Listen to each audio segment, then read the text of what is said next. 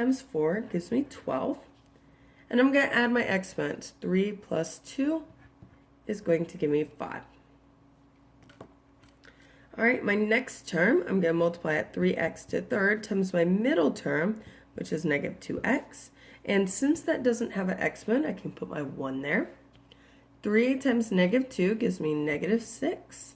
And I add my exponents. 3 plus 1 gives me 4. So I get negative 6x to the fourth. And then one more pair of terms to multiply. 3x to the third times my very last one here, times 5. This one's a little easier. I don't have to worry about any variables. I just do 3 times 5 is 15. And I have x to the third. So my answer should be starting with 12x to the fifth, which A and B do not start with. C and D do. Then I have minus 6x to the fourth. Oh, C did not have that. Then I have plus 15x to the third, which D has.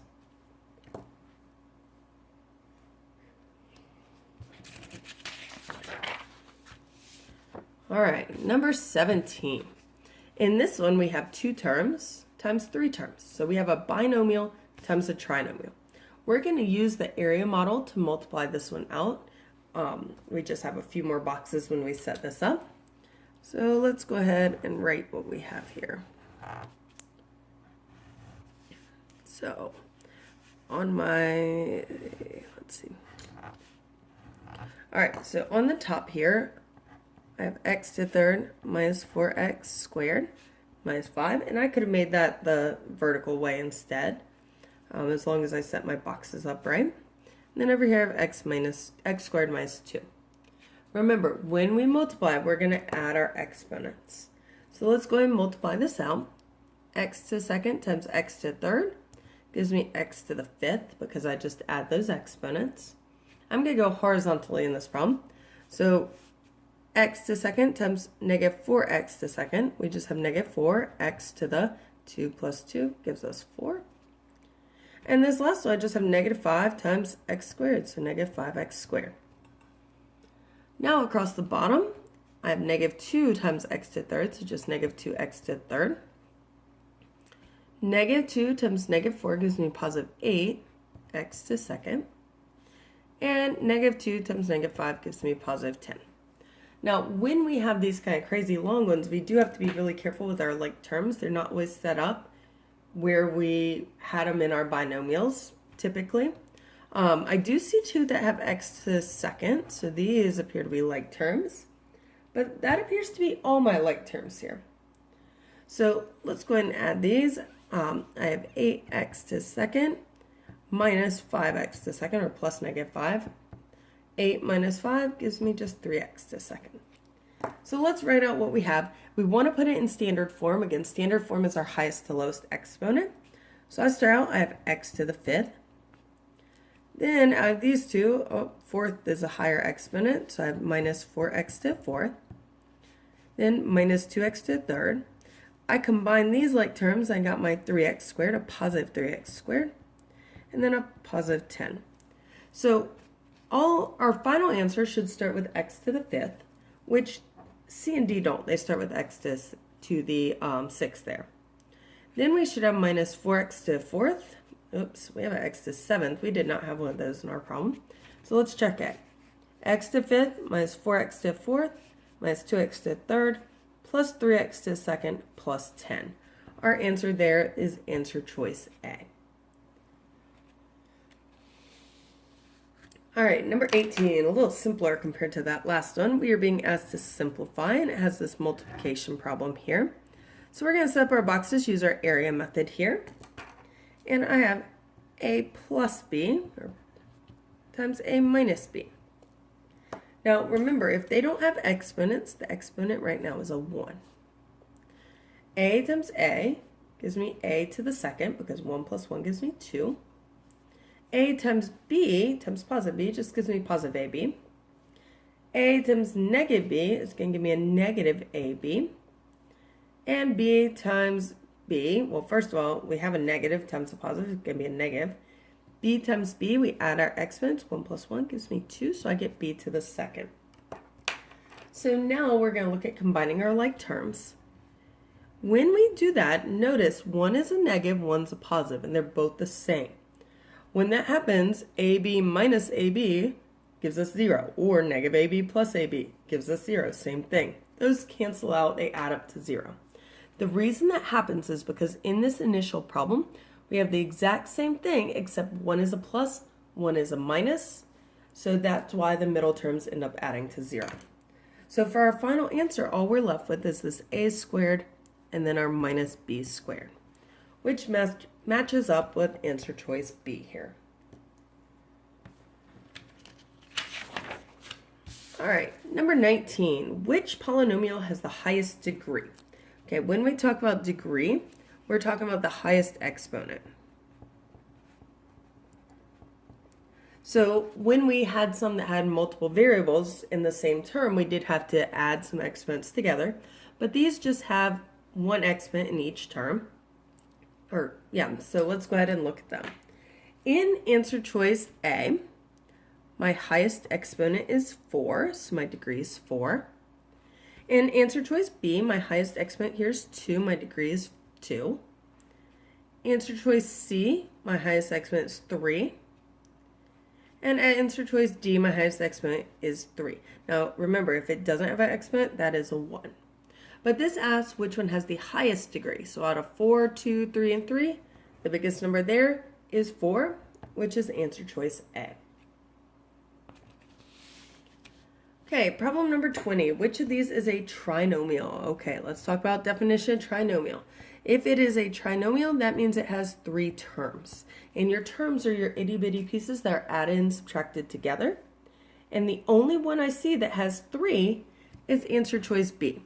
This is a term, this is a term, this is a term. There are 3 things that are being added and subtracted. So that is answer choice B. All right, now number 21. So it wants us to simplify here. We have a lot going on in this problem. Order of operations tells us we need to start in our parentheses though. So in this case, we have multiple sets of parentheses, but let's look inside these brackets. So we're going to look in here, and we actually have in these brackets an addition problem. So we're going to start out our problem by adding first. All right, so let's go ahead. We're ignoring this x minus 3 on the outside.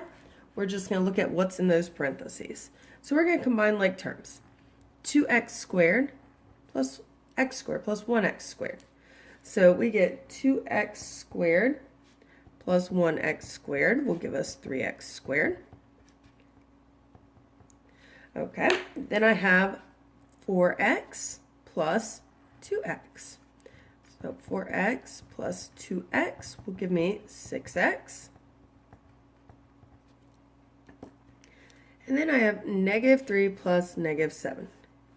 Right over here, negative 3 plus negative 7. If they're both negative, we add them together, and we keep the sign. So that's what's now inside here. Over here, we still have our x minus 3. Now we're left with the multiplication problem. We have a binomial times a trinomial. So we're going to set up our boxes, use our area model in order to multiply these. Let's make sure we have enough room to fit in. Okay. So my binomial, I have x minus 3. My trinomial, I have 3x squared plus 6x minus 10. So let's go ahead and multiply. Remember, we add our exponents when we're multiplying ones with the same base. So 3x squared times x gives me 3x to the third, because 2 plus 1 is 3.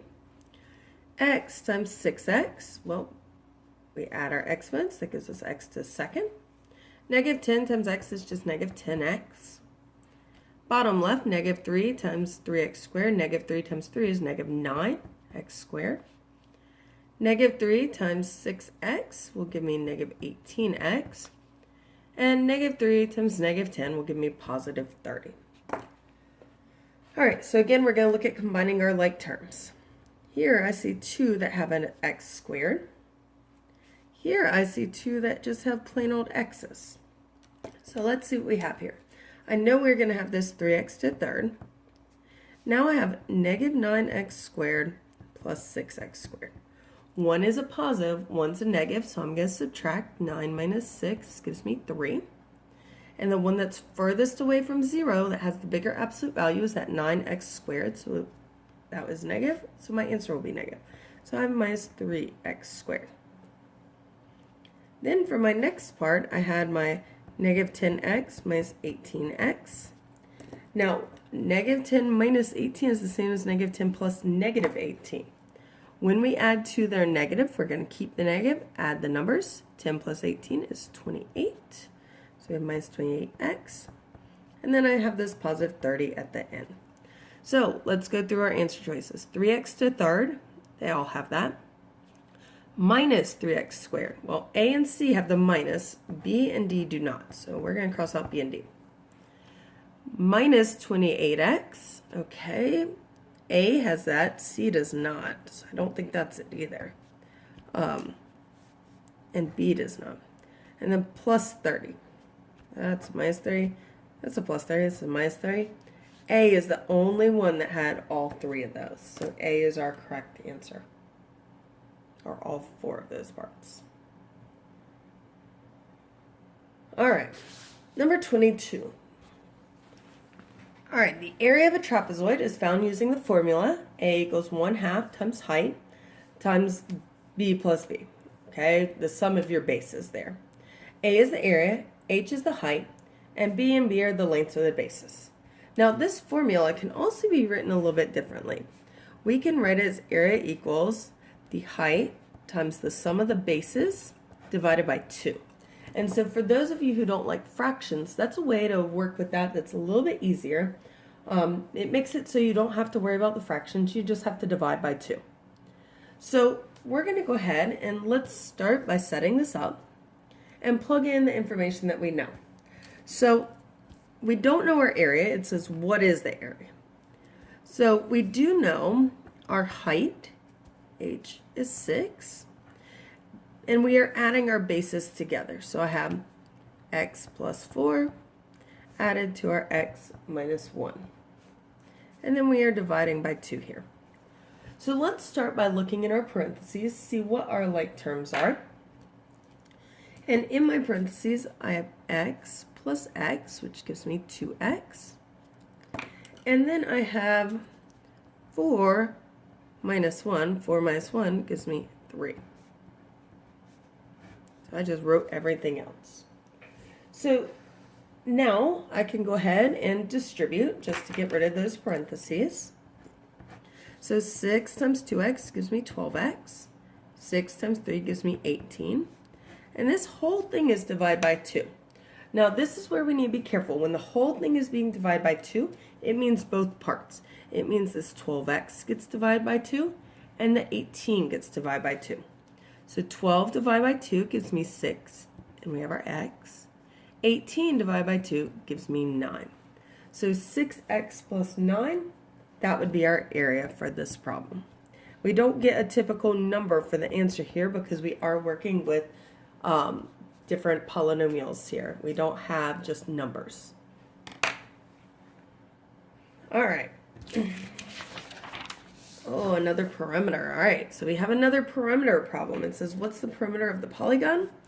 Well, again, perimeter is we just add all sides. So I'm going to write it all out where we're adding all these sides together.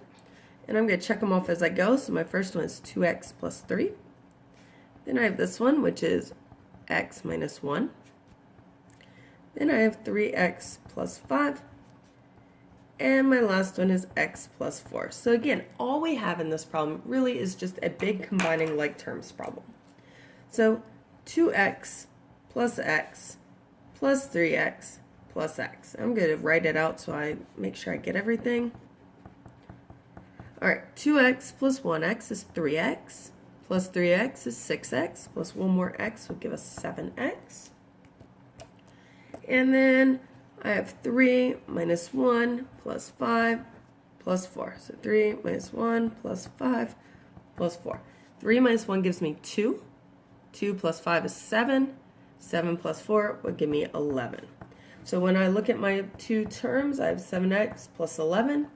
That's going to be my perimeter. One of the biggest things I would suggest that you do to make sure you are successful with these types of problems is using different colors or different shapes to mark those like terms.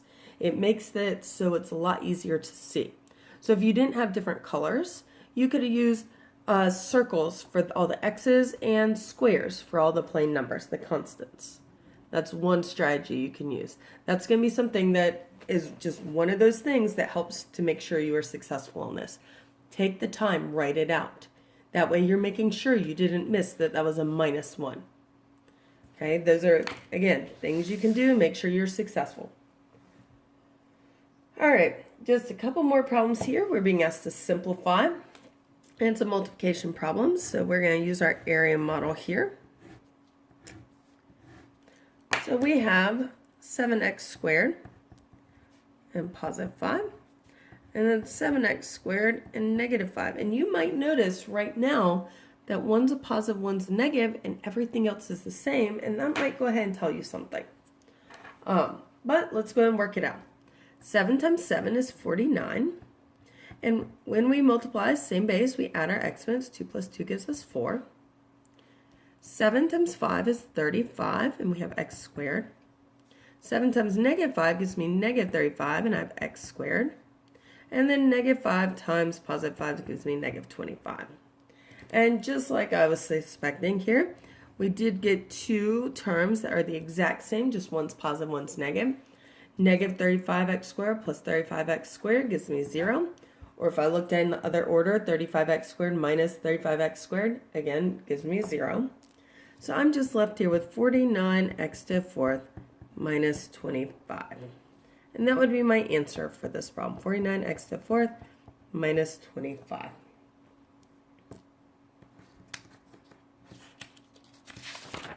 All right, we have two more problems here. So number 25, what do you get when this is subtracted from this? Okay, the subtracted from is a really big piece to this.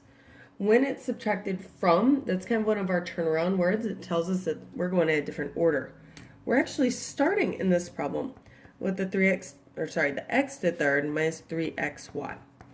And we are taking this away from that, x to the fifth minus 4xy plus z.